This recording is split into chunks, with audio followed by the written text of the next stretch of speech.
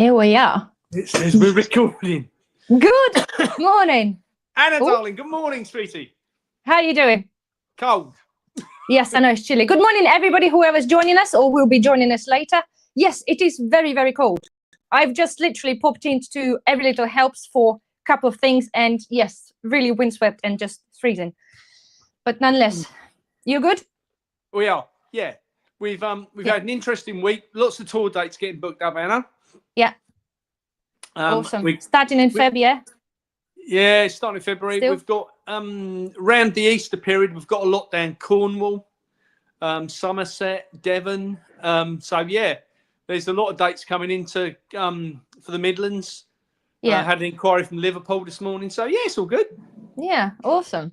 Cool. Right, anyway, so today's then, there's going to be a shortish one because it's just one thing that, well, there's a couple of things, but first thing that we really want to talk about, you already talked about it, and obviously we need to kind of make people a bit aware, but I didn't want to do it like it's coming from me because it's something that you heard from, no, you heard, but you've been told by somebody in the correct area. Just to warn people, obviously it might sound to people like a bit of a conspiracy thing, but it's not. It is what is happening, and we're just merely going to be just questioning why has it happened, right?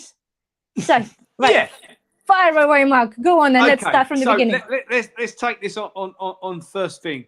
So, in 2001, when we had the last outbreak of foot and mouth in the UK, we had a number of marksmen that were employed by DEFRA to come in and deal with the herds that needed to be culled. Yeah, can you confirm just quickly the marksman? I know you used that word. So what is that to people? Who are those people? Are they part of a group? So these are qualified people that carry a firearm license. And you're not talking about something like a 12-bore, which most farmers would have. You're talking about something that fires bullets. So this is for people that would go normally hunting deer, stuff like that. So they carry a particular license, an actual firearm license, rather than a shotgun certificate. So this is kind of bullets like the army would use, yeah? So is that how they cull the animals? They shoot. Oh my God! I thought that would be a bit of a more like they do an abattoir type thing. No. So they're shot on the farm and burnt on the farm. Oh. So they can't be transported from one place to another, passing. Of course, makes sense. Passing the disease. Okay. Yeah. All right. Okay. Yeah. Go on then. Sorry. So in 2001, they culled millions across.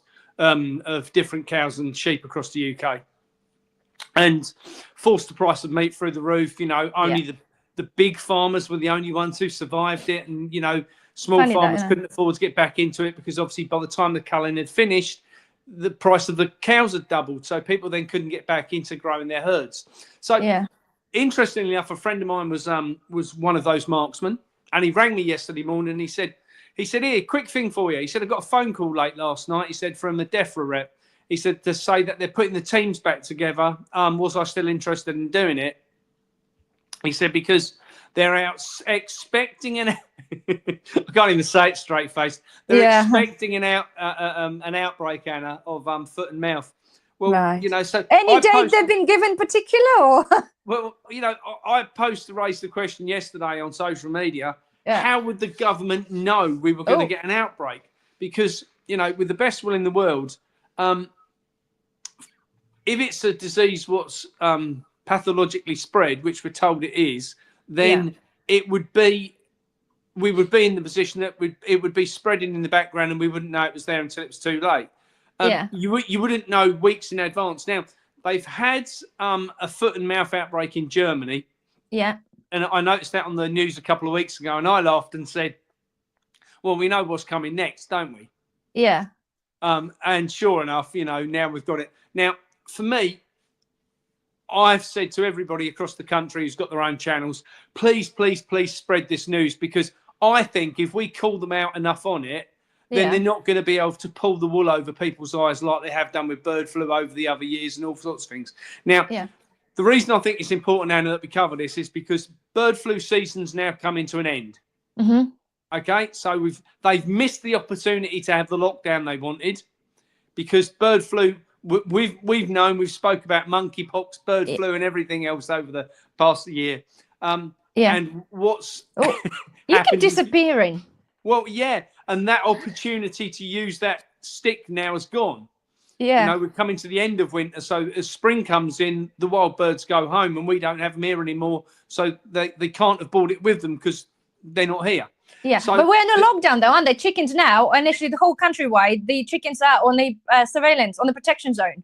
We are locked down. The whole UK is in a lockdown for chickens. Yeah, isn't it? But what I'm saying is, we're now coming to the end of the season because over the course of the next 8 weeks, the wild birds go home. So they've missed that opportunity. They should have done it in October. If they'd have called it in October, people would have gone, oh, well, it stands to reason that's true. Yeah. That's not now. What they've actually ended up with is a situation where they've got the birds locked down, but they're coming out of the end of that problem area. Yeah. So I think the foot and mouth is the more likely one because it gets rid of a huge amount of protein off the planet. Yeah, but just quickly come back. Let's quickly before we move into the beef stuff. Obviously, the chicken flu, the bird flu, was it last year or I'm pretty sure it was last year, at the end of 2023. We had outbreak. It's pretty much the same time. You know, like I did the video. There was the culling of like 1 million birds on the poor farmer. I can only imagine how heartbreaking this is. I lost one of my chickens, unfortunately, a week ago, and that's heartbreaking enough. You know, but I can imagine having like 1 million of them culled. But the point is, the outbreaks happen at the same time, almost by like a calendar. I appreciate we're talking about the wild birds and this kind of birds, but last time that happened, the chickens were locked down until about, like, was it April? It's been horrendous amount of time. And I think it's important to understand that people, obviously people that don't have chickens might not be aware, thinking, what's the big deal kind of thing. But like with the farmers, if you have a chickens that are free range, right, they only have a little area to be cooped up in, right? So if they have to be literally not going out anyway, if you don't have a protected area, chickens have to stay in a coop. I have, unfortunately, I see there's a house that's got 2 little chicken coops, right, little ones, and they have quite a few chickens in there.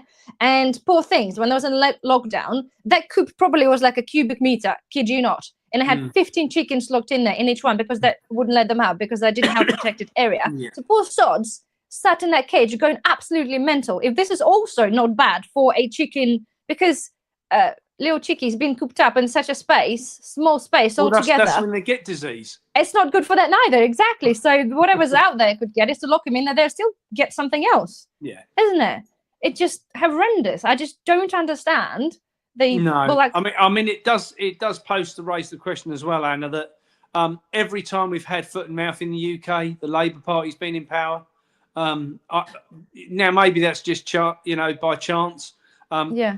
I think I would probably say it's more likely that they're playing to the fiddle of the person who pays their wages, and I think unfortunately they're stop giggling. there isn't enough done to call these bastards out. That's the problem. No. And that's why this time I just said, the minute I got the information, I was like, no, I'm just going to jump on this. And I phoned all my friends with channels and said, just get on this quick as you can and, and get this information out because, if we call them out enough in advance, it might just be that it'll just, stop it happening. And Can I clarify before you proceed further in case I forget? So again, for the people and for myself, really, I obviously know about the disease, but not really know enough about it. So when the cows have the disease, is there a prolonged period of time? B, does the farmer aware the disease is there, or is it until they start coming in testing them and suddenly they find out, oh yeah, could you explain a little bit more if you know? I'll be honest, Anna, I don't. It's not a disease I've had to deal with on a farm. No. I've got to be honest. What I will say is that they test them on a PCR style test. Yeah. And we all know that they're the most reliable source of testing in the world. Of course, yes. It's how they do. It's how they deal with bird flu. It's how they dealt with jibby jab time. And we end up with this scenario that you've got a false recording system that's been used time and time and time again because it can give the governments of the world the answers they're looking for. Well, but the fake stuff you're talking about, just quickly again, jump in there. My brain is really like on overload right now. So the tests, right? So again, give people an example for that poor farm that's going to be culling over 1 million. I assume they've already done this by now. Over 1 million chickens, 1 million, right? Not like 10,000, 100,000, a bleeding million, right? They found the isolated case in the shed. Okay, shed had 24 chickens, right? 24 out of a million, 24. And they were isolated. They specifically said it was an isolated case. The birds were there. So to me, I get it. They didn't say how many out of 24 were ill. Chances are probably 1 or 2. But yes, in a close proximity, it would spread. But burn the freaking shed down. Like, totally have a biosecurity around the shed. Leave the million chickens alone. This company was supplied, I don't know now, but half of the barn eggs, half of the country, half of the UK, right? And they have a packing factory which had to close down because they can't do it no longer. So just, this is the test, the results. Because I know some people be like, well, you know, it could be loads, but no, this is the good example to tell you. They just find a little bit and then they just go and do and just do them all, you know? Yeah. I forget now what the stats were, but there was a gentleman who did a chat with Richard Vobes, very knowledgeable guy about bird flu. And I think it's about 1 in every 20 million birds that catches bird flu. And out. Oh, your sound's about gone. 1 out of every million what actually dies of it. You know, right. one out of every million of the 20 million what catch it. It was ridiculous amounts, low amounts. And it's just like, surely, Anna, at some point, someone has got to call this shit out for what it's worth, because what they do? I can't, you know, every time they pull a stunt like that, the price of food goes through the roof. Of course. Yeah, and but why we're not shooting then? Why they're not shooting the wild birds? Because, like, you know, my other half said it's like, okay, we're targeting chickens, right? Okay, but the bird ones, the birds, the ones that spread this, right? So why are they not sitting there? It's like, oh, let's get, you know, millions of little birds and sit there with a freaking rifle shooting normal birds if they're the ones that are spreading this? Why are we targeting a domestic poultry without necessity? Because well, I technically, think we know the answer to that, don't we? Well, yeah. But people need to. We know the answer to that is the price of, you know, push the price of food up. Yeah. And more and more and more, because every time they go through this bullshit and they go, oh, we've had to kill all these birds, people who are sitting at home with 10, 12 birds go, oh, do you know what? It's not worth all the hassle putting them. I don't want to keep them like this. I don't want to keep. I'll just go and pay £3 for the eggs. It's not about the £3. It's about you not knowing how that £3 worth of food is produced. Yeah. And that's what, you know, Anna, we're going on the tour. My big thing on this tour is to talk about the regenerative side of farming and how we make that transition to get farmers to buy into the fact that people want to buy good quality food. Yeah. You know, and they'll be prepared to pay better money for a better product on the grounds they'll need to eat less of it. Yeah. And, you know, for me, I'm really, really looking forward to this tour and to actually get out and talk to people about and to explain to people in greater depth. You know, it's difficult for us on a video where you're taking 10, 20, 30 minutes, whatever, you know, to really get into the nuts and bolts of how all this nonsense fits together. Yeah. And that's what I'm hoping, you know, on the tour, we'll be able to spend a couple of hours in an evening or in a daytime, you know, wherever we're talking, and to actually be able to pull that to bits and say, okay, here's how they've done it. Here's why they've done it. Here's what they've done. And here's how we can rectify that. And here's how we build a new food system. And that way, you know, I think if we can get in front of the masses as we do this tour and more people waking up, then I think we can start to get to a point we beat this bullshit, because people will just dismiss it out of hand before it even starts. Yeah, but it's so close now. Things obviously happen in a massive thing. So have you been given a date by which, or weeks, how many weeks until the thing starts with the the cows? No. So what they did last time was, it was 2 weeks when they started employing all the gunmen last time. So you know, I would say that pretty soon we're going to be inevitably out looking to want to cull some animals. So what, you know, they've also made a point this time that they will start culling the wild deer, because they're now saying the wild deer could be spreading it from one area to another. Oh, for goodness. I mean, yeah, Anna, bear in mind that that's a free food source. And where we live, we've got huge herds of deer. We've got more fecking deer than we have cows locally. So that's why they want to pull that to bits. You know, that's why, you know, they're starting to push for no major shoots going on across the country anymore. You know, we're being pushed, like some of our farmers who do, you know, big pheasant shoots and so forth at the end of the year, they're now being pushed to come away from that. Well, of course they are, because where those pheasants had no value before, if they're suddenly worth £10 and there's an abundance of them on a farm, you know, some of the farms around here, you know, will release 200,000-300,000 pheasants in one go. That's all going to stop. Right, but who's gonna control that though? If it's on your farm, right? So even if you rear your own, are you still able to? You can't. That's the problem, Anna. You know, most of these pheasants come in as baby pullets. You know, so these come in as hatchlings. So they come in from hatcheries, and that isn't something what you can breed on mass yourself. You know, all of the big people I know that supply big shoots all buy their eggs in, right? Or or chicks in. So that isn't something we're going to see. You can do it you could probably raise a few hundred, but not the hundreds of thousands what these big shoots have. And all this food has been taken out of the supply chain systematically, because it isn't 300,000 on one farm. You're talking about 100 to 300,000 birds on 100,000 farms over the UK. Yeah. You've got to look at the amount of meat what they're taking out. And at the same point, we've got our dear benevolent friend Billy Boy Gates, who's ploughing forward with another factory, I'm told, in Lincolnshire, to produce mealworms and maggots and grubs and things for us lucky people to eat. I know. Look forward to that, aren't we? So can I just quickly say, the people about the pheasants, right? The ones that they're shooting them, whatever. Are they're selling them then? They're not just doing this for sport. I assume the meat gets consumed rather than wasted. To be honest, Anna, most of it doesn't get eaten. It doesn't.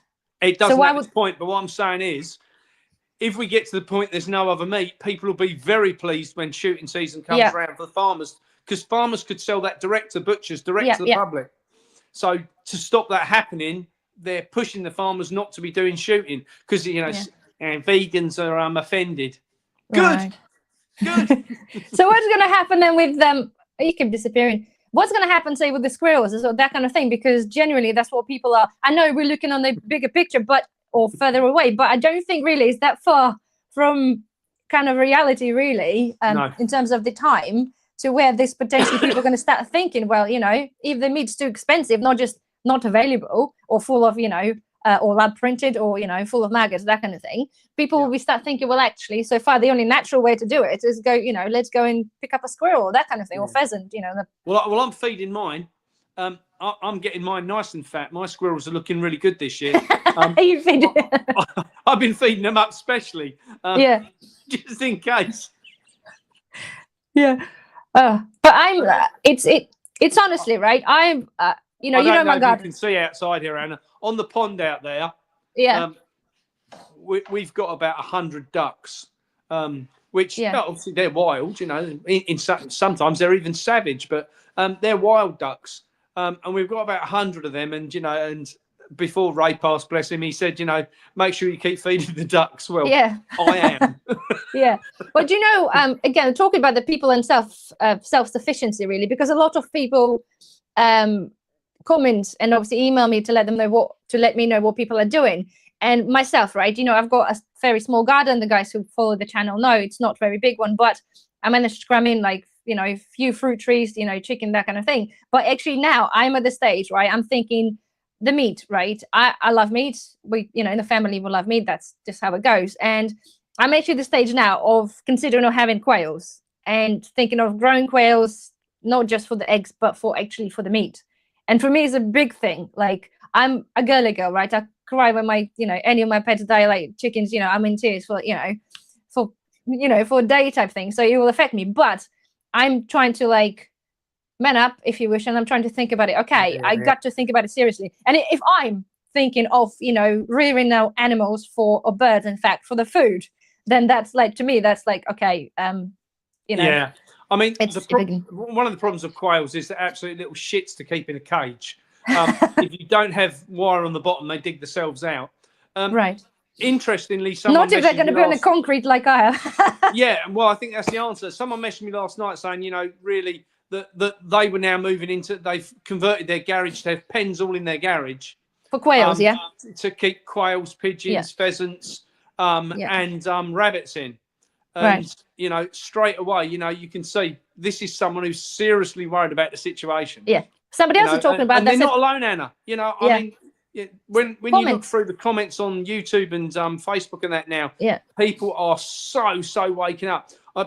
One of the things I mentioned earlier, so I posted on Facebook this morning a picture a friend had sent me overnight, which looked at country by country across Europe of what amount of food is processed in the system. So what amount of processed food we ate. And so go on. I think it was Italy, Portugal was the lowest. I think it's something like 10%. Portugal. Okay. And across it got higher and higher and higher. The highest country in the UK that eats the biggest amount of processed food is good old bloody England. On 50.2%, I think it was. How much? Sorry, you crackle. You've gone 50.2% of processed food. Yeah, of the food we eat is processed. Now, for me, that I have this massive problem with processed food. Yeah. And, for me, we've got farmers and we've got buyers, and they're not the problem.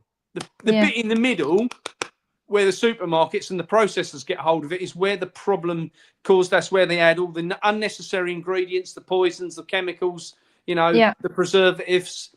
Everything what's added is in that bit. And that's why I encourage people to go straight to the farm shop and buy, fruit and veg and meat. Yeah.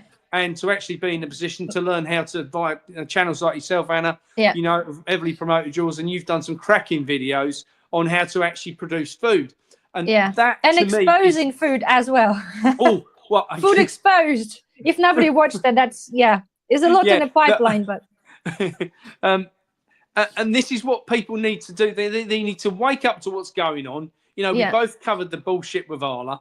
And let's face it, we were talking about the milk situation 6 months before Arla outbreak, weren't we? Because we were talking about powdered milk being bought into the UK, and you did all the different samples and things. We knew the crap was going on with the milk well in advance. And this is what I think, once people do start to watch a few of the videos, and they maybe watch mine and go, I didn't know that, and then they watch yours and they go, crikey, and then they start to wake up, and then they want that bit of information to go, well, where do I go and get the food?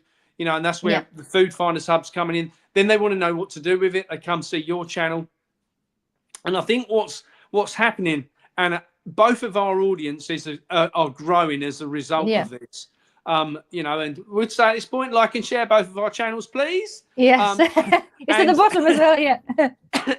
And what we're seeing is that audience has grown for a reason, because the amount of people and the amount of knowledge about what we're talking about is growing, and it's not growing a little bit; it's growing massively.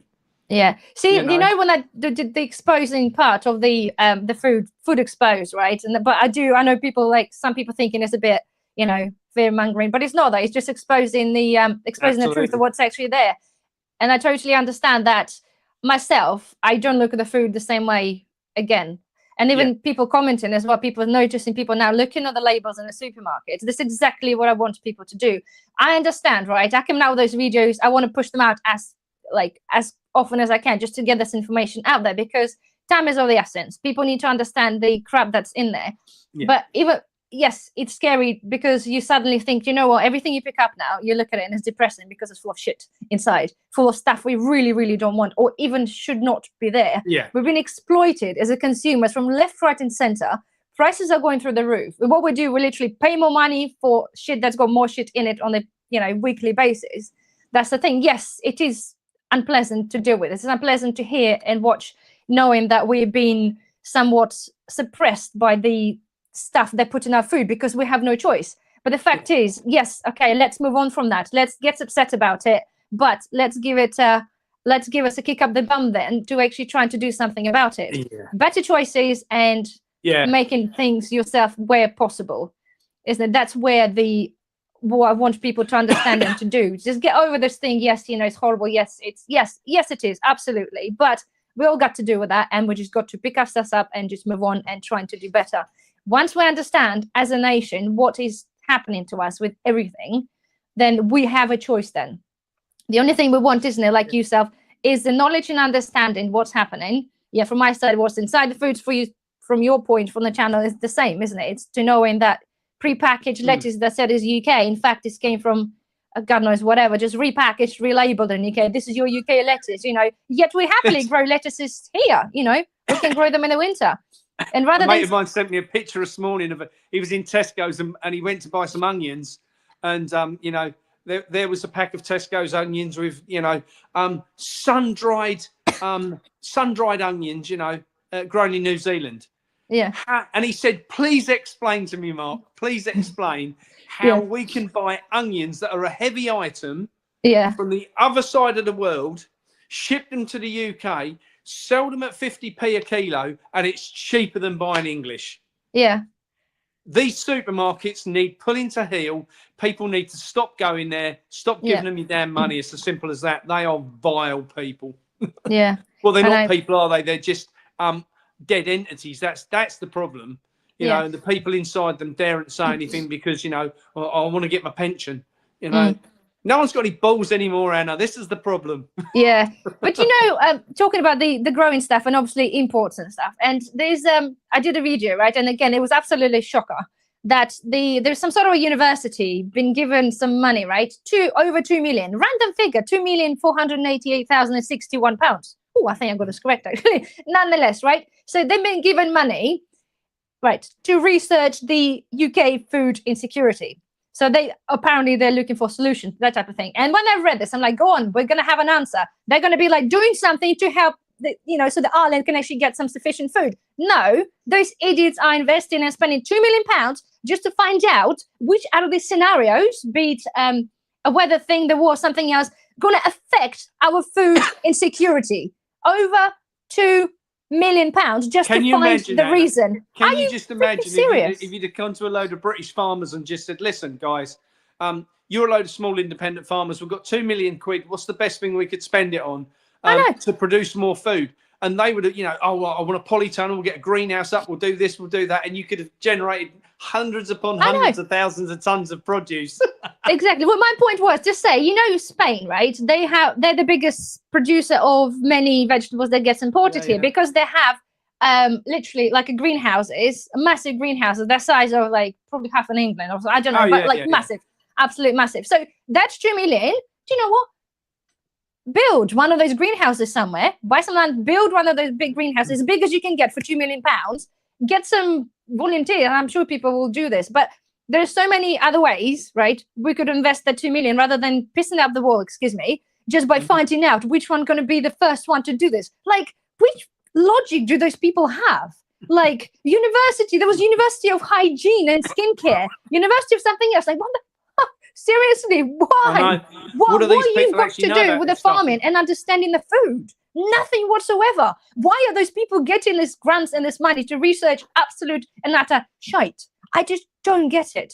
But Annie, you've only got to look into what's happening in the States at the minute with the USAID, haven't you? Oh, and you know, you look at, they've gone in there and it was, how much was it? About £30 billion a year they're spending, weren't it? Something I know. They've spent about 300 billion so far. They've created 189 wars.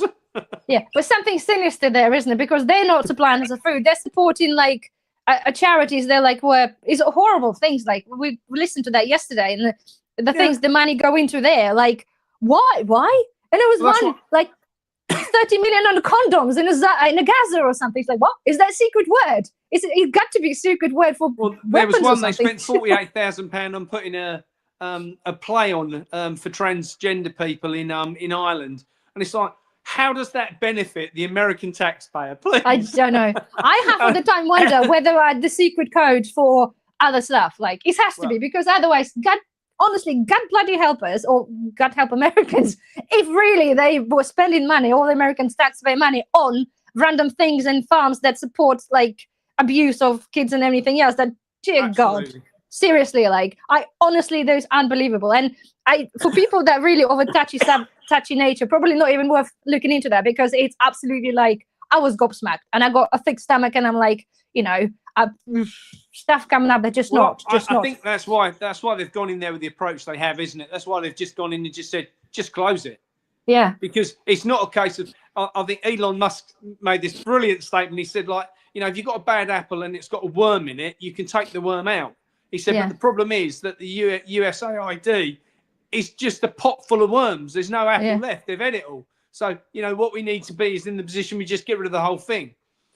You know, and I just find that's what DEFRA's like. You know, £356 million last year, what they didn't hand out to farmers. Yeah. Well, where's it gone?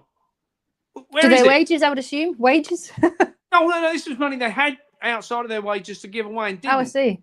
So they're deliberately holding money back to stop farmers producing food. Yeah. You know, we know there's an agenda here. We know what's going on. Yeah, it's crazy, isn't it? It's just ludicrous times. I know. The thing is, though, we could be like literally talking for hours to trying to explain to people, because obviously I know some people do research or in tune, but many people join in, they're just starting to like comment around because it's such a vast thing. And once you start piecing the things together, you actually understand what it is actually happening. And like, you said with the price of meat gone up through the roof since like 2021, wasn't it? You said, but even now, I'm looking at some prices. Like, for example, and I know people probably were, but I used to buy ribs, right? Pork ribs, because they were really, really cheap. Not because they're cheap, but because they're lovely. I love pork ribs. Put them in the pressure cooker, bacon stuff.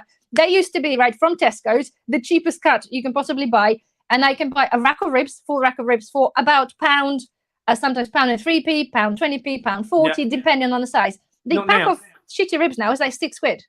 Like 5 something, depending on the size, give or take, but it varies. That's a lot. This is just bones, right? This is just literally bones. It's the same thing with offal, with the say the kidneys or liver. I used to buy kidneys, right, for the do steak and kidney pie, and they used to be like 70p, 60p. They're like pushing a £5. We're talking in the space of that. And again, I think people, again, not everybody understands. Well, I suppose if you buy meat, you probably do, but the extent, because it's been done slowly. We had the jump of the meat price since the outbreak. And then because of the inflation, because of this, because of that, price is slowly creeping up. And now looking back at this is eye-watering price difference on the fresh meat, even in the vegetables. Anna, bear this in mind, that if foot and mouth is now dropped on the mat, we're right in the middle of lambing season. Yeah. So if we're going to cull, now's a great time to cull, because now you don't only get rid of this year's stock, you get rid of next year's stock as well. Yeah. So what, like, again, it's just a really difficult one, because as a people, right, apart from calling this out and spreading the word, whether that would really help, whether that would be interesting to see whether it will actually go ahead, right? Because obviously the moment is the people got in touch with the DEFRA. So we're still kind of like, we're not sure, right? So we're not guaranteeing this going to be happening, but generally, if you put the wheels in motion, you must have some sort of plan or idea or a suspicion that it might be happening. Yet it's not really been any outbreaks here, even on a small scale, to our knowledge, isn't it? So that's why this is a bit peculiar. But we sit tight and see what happens. But even if they do this on a massive scale, it's very hard for us as a people to find a solution apart from, okay, let's fill up the freezer with meat before the prices go up again and that kind of thing, or consider rearing your own animals. But again, it's not possible for 99% of population. I will struggle to find a space if I really want to do this. I'll find a place to do it, but I'll do it. But 99% of people can't do it. Stocking up on fake meat is tinned meat. Obviously, yes, possibility, not the same, but the options are there, but very limited. And brings up to again the video I did yesterday about the bug protein. The mealworms now approved in EU. People obviously question, was EU not in UK, but we're up the arse of the EU, aren't we, with our noses? So anyway, and half of the food that comes what's on our shelves is not half, more than half, is actually from EU. Whatever part of EU is EU. And UK will, and the FSA will approve it, and they will let them in because, well, as I said, we really stuck far up there, noses up their bums. So it's how it is. And then what then? So what does it leave us? Is it people just consuming bug protein for sake of them putting it in there? Do you know, right? And the mealworm thing, obviously, amongst other stuff, there's a bit already out there. I've done the research, and I promised to people I will bring this up forward. There's already protein bars companies that make protein bars in UK. Sell them in UK, and they already have a cricket powder, protein in there, but they call it exo protein. So this thing is already happening. But my point is, right, the latest thing, so allowed a 4% of mealworms to be added onto the food. But I can maybe somewhat imagine if they make it in the patty, for the bug lovers, that kind of thing. But okay, adding onto flour, okay, again, for the bigger protein bread, if you choose to do this. But cheese, jam, what the fuck? Sorry, why do you need Why? a protein or vitamin D infused protein in my jam? I don't want it. It doesn't actually have a space in there. So what's your... Anna, is it down to the fact that I can't remember what the chemical's called in it, but there's a chemical. Something. Chitin or something. Chitin, yeah, chicken or chitin. How will you pronounce it? Yeah. Yeah, have you pronounced it? Chitin. I think. Sorry. Chitin. Yeah. That's in there. It's biocarcinogenic. We know that. It's something your body can't digest. Is that why it's been added? Well, that's what I think. That's a speculation. Chitin. Yes, somebody confirmed. Chitin. Thank you. Yeah. Yeah, potentially. But then people, again, they'll have to speculate that that's what's in there. We'll come up with the names, but they have to be, they said they have to be transparent in the labeling. So rather than say, yes, it's got cricket powder or mealworm powder or protein, they're going to say it's UV generated vitamin D. It's like, vitamin D? It's not vitamin D. You put in this as a protein, right? Call it as it is. Just say it's got cricket mealworm powder, that kind of thing. Yes. Oh, because people are not going to bloody buy it. Yes, exactly that. But I'm going to goddamn well make sure that people are aware of all the other names so people still won't buy it because we don't want it. Unless somebody specifically wants to have and thinks is a sustainable way of having your protein, by all means. Like, they're going to make patties and somebody already makes knock patties. Yourself out, but don't invite me for dinner. Yeah, for dinner, I know. But it's like, we need to have a choice, okay? And to say as well, we're relying on those people making our food, right? We're kind of like, as an average person, we sit here, we do our life, you graft all your life, right?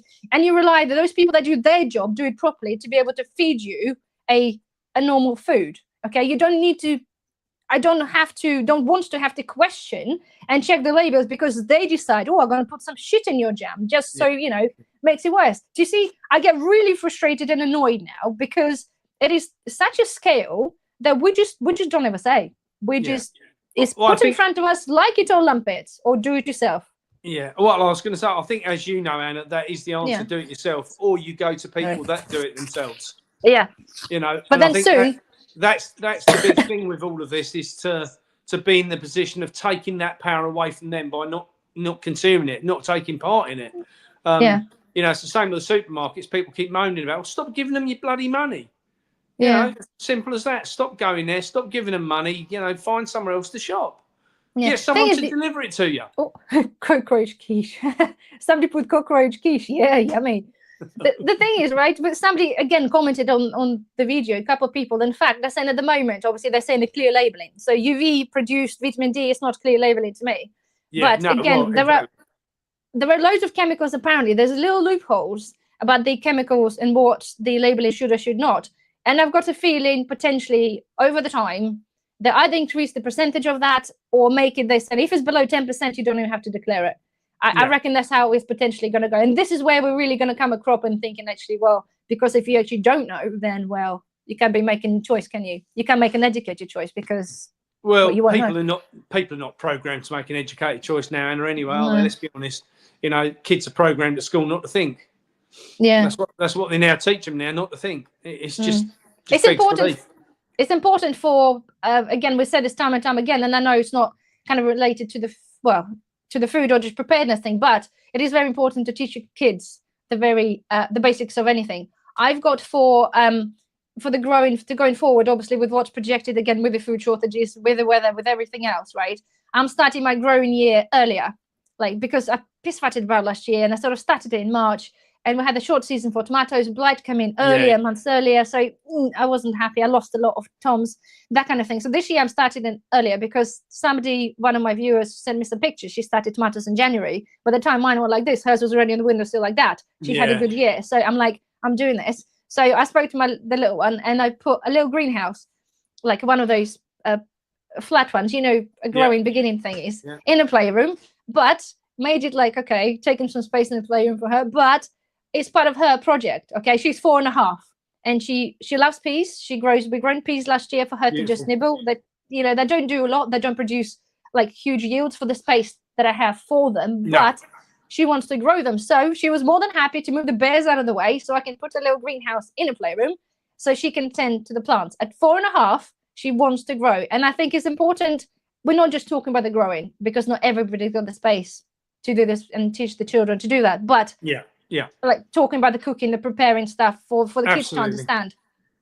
to do it. And if you get them involved, then they are more than happy to help, and then they will just learn at the young ages. They're just soaking the knowledge and learn, because for that, I think for their generations, it's going to be what's the word? Not inevitable, but indispensable, irreplaceable, whatever. Otherwise, of the knowledge will be a big key. So well, this is the thing, isn't it? You know, we are kind of the last generation having the knowledge, and you know, I'm a damn sight older than you are, Anna, and I'm at the point, realistically, I'm heading out. You know. Well, don't go just yet, dear. Jeez, Mark. No. But you know what I mean. I'm on the wrong end of the. You know, and this is one of the things what's come out of. Obviously, we're leaving the farm, as you know. With what's happened, sadly, and we're going on tour for a year, and I'm quite excited about that, because you know, I'm now looking at it thinking, okay, if I can't grow food, then maybe I can assist 1,000 other people across the UK to grow food, and you know, to talk to farmers about potentially growing different produce, and you know, and to sell that in a different manner, and to, you know, and to look at where they invest their money in the future. So I think from my side, I'm now going to take this as a huge positive. Leaving the farm. Silver lining, isn't it, Mark? Silver lining. Yeah, you know, and for me, if I could grow here and grow, you know, 50 ton of food a year, if I can get on the road and have a year out on the road, how much could I escalate that by? You know, the other night I had a call from a friend who has bought a plot of land down in Devon, and he's been trying to get the planning permission passed. And I said to him, I don't believe that the contractor you've employed is working for you. I think they're working for the council. And we went through the figures that they presented to the council, and it was all upside down. So I spent a couple of hours, went through all the figures. As usual. Got it all back into play of where I thought it was, and said, send it back to him and see what he says. So it'd be interesting to see now. Now, just that one farm, you know, we'd got that from the consultant who's paid £4,000 saying, oh, well, I'm going to be in a position of earning, you know, £10,000 a year, to me and him looking at if they allow him to put his polytunnels up, earning £100,000 a year. Just because of playing about with what crops he could grow. You know, look at starting to put some microgreens in there. Starting to look at, because I said to him, I said, here's a classic example, Anna. You know, you'll know this yourself, you know, as someone who grows a little bit of stuff, right? If you was to just concentrate on growing, let's say just one thing, and that was like pumpkins, butternut squash, sunflowers, things what you've got one seed in a pot, right? And you get all your seeds, your compost broken down, you get it all in plant pots, you get the pots in trays, and you just go along and go right? I have a little board what fits on top of the trays and plugs the holes, and you just drop the seed in and sprinkle more soil over the top, you know? And with those, you can put thousands upon thousands in the ground in a day, you know, as plants to sell, you know? So when people are looking at seedlings, you know, really have a think about what you're going to grow, because if you're going to grow, we all do this with tomato plants. We all grow about 10,000, you know, and then realise you want a metre squared for each one, and go, well, I've only got enough room for 6. You know, I'll give them away to people. Well, but that's what we're up against, because people don't.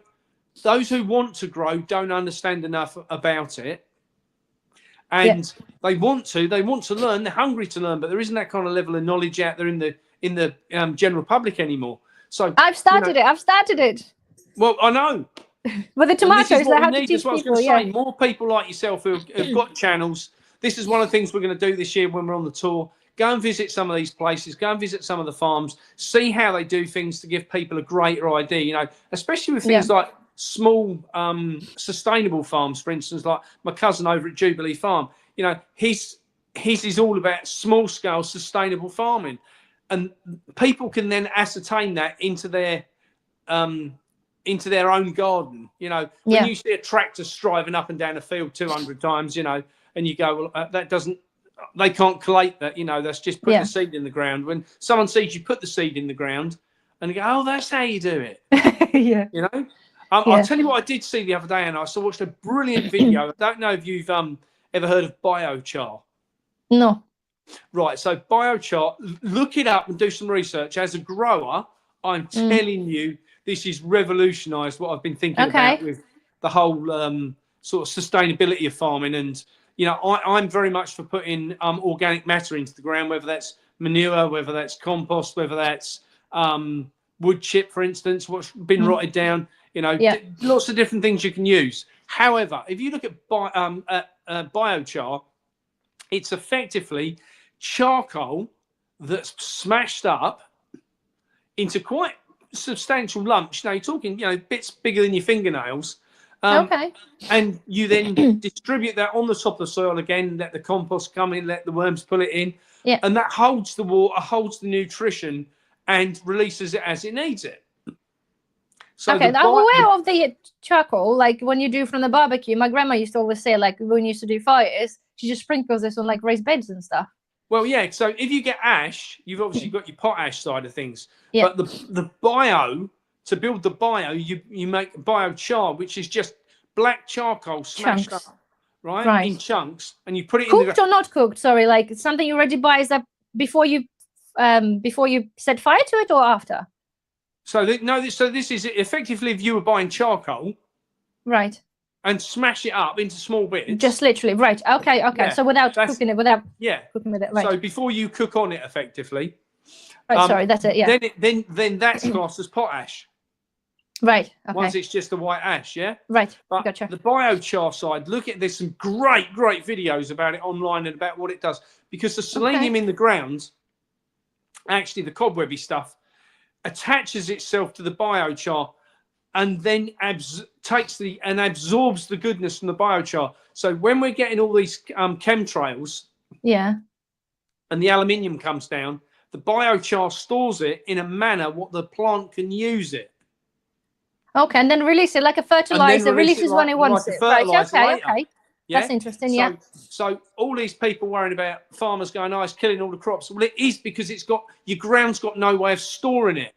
Right. So that's what we need to do is to put more biochar, more organic matter into the ground, and that stores the aluminium in advance of when the plant needs it. And that's a game changer, because that way it takes, you know, we've got a massive problem with all this shit in the skies. I don't know if you can see it here today. It's just thick grey. It's overcast. It's just horrible. We're meant to be having snow later, apparently. Oh, that's nice. I know. Lucky me. That's interesting. Interesting. Yeah.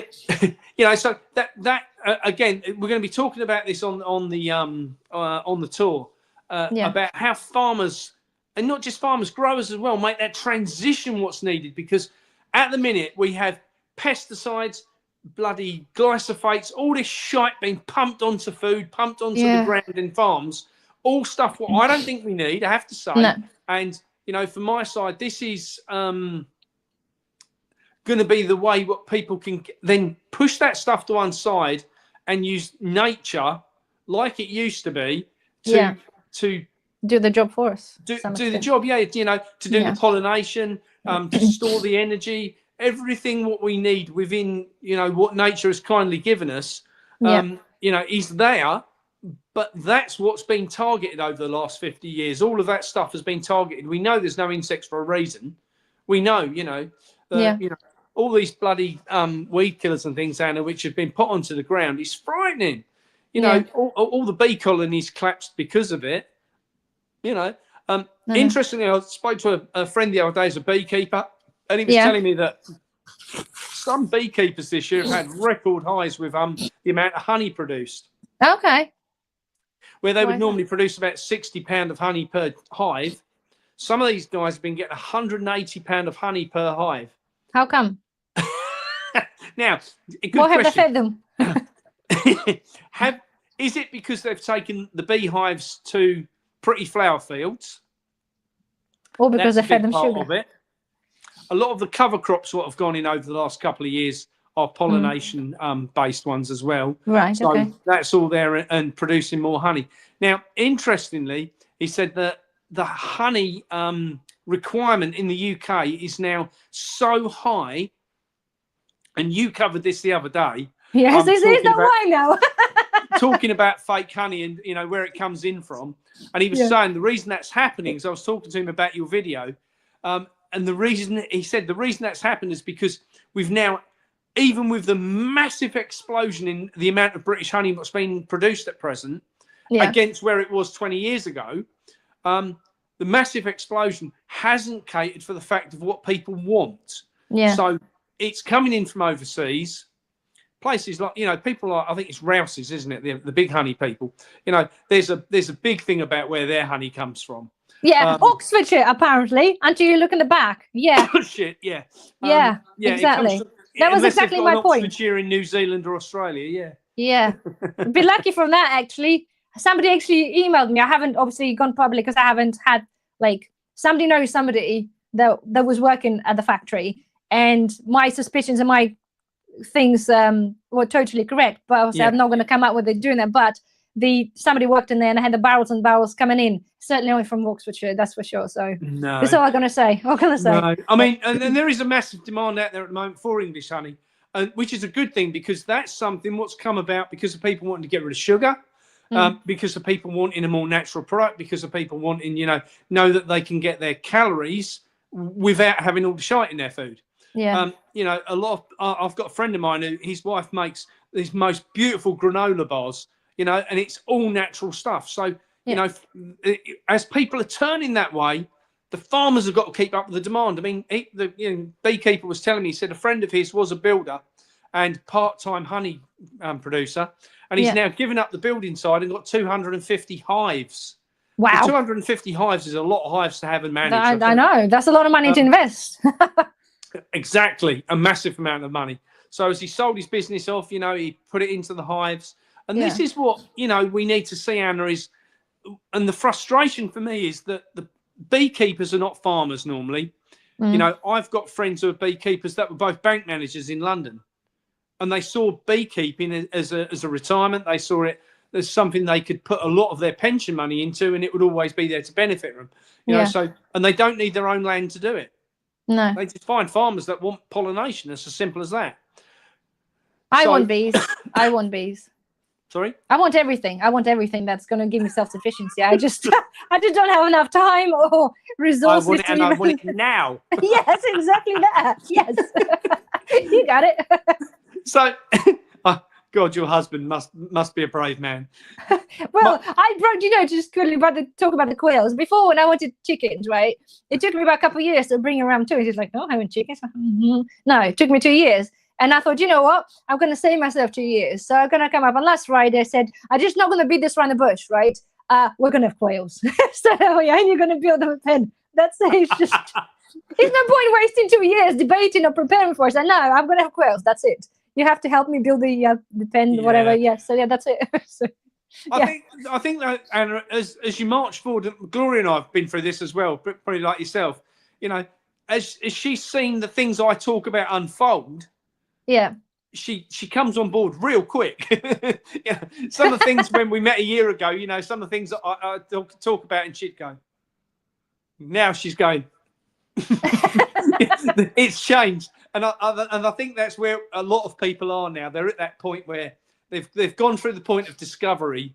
Now they've gone to the point of concern, and after concern comes panic. You know, and so what do I need to do to rectify this? You know, do I fill the pantry? Do I start growing? Do I, you know, A, B, C, D? Well, no, you do it all in moderation over the course of time, as we spoke about last time.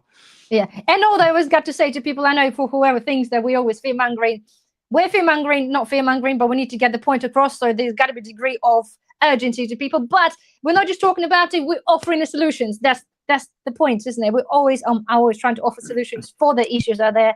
So so that's how it goes.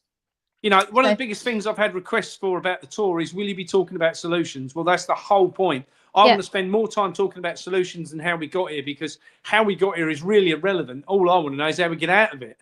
Yeah. You know, if you're in the middle of a field with a tractor and it's up to its, you know, armpits in mud and it's sunk in the ground, and this happened to me when I was just 16, right? And I was helping a friend out, and he said to me, he said, "Oh, can you take this tractor over there, cultivate that field?" And it started snowing. And I'd got spades on. I don't even know what they are. So they're metal ring tyres. So you don't, and they fit on the outside of your tyres, and they've got like spades on them. So they're really good for getting you across sort of stodgy ground.